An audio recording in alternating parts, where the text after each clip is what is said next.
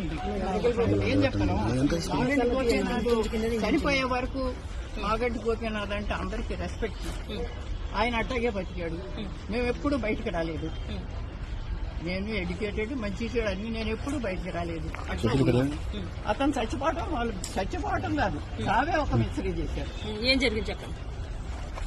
ఇదంతా మరి కేటీఆర్ గారి వల్లే జరిగిందని నేను జవాబు ఆయనే చెప్పాలి నాకు.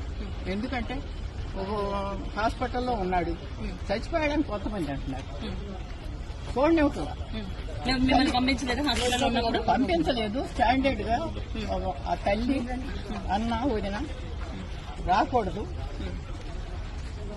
లోపలికి, ఎక్కడికి రాకూడదు,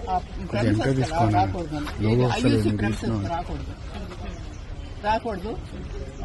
వస్తే ఏమవుద్ది తల్లి వస్తే తర్వాత అక్కడ ఉన్న వాళ్ళకి కూడా ఏమి ట్రీట్మెంట్ జరుగుతుందో వాళ్ళకి చెప్పొద్దు. అసలు జబ్బు చేసిందే నాకు తెలియకుండా హాస్పిటల్కి తీసుకెళ్ళిందే నాకు తెలియదు. ఎవరో హాస్పిటల్ తెలిసిన ఆయన ఫోన్ చేసి బాబు వచ్చేసాడు అని, పెద్ద బాబు ఏంటి కోసి ఏంటంటే రాని మరే.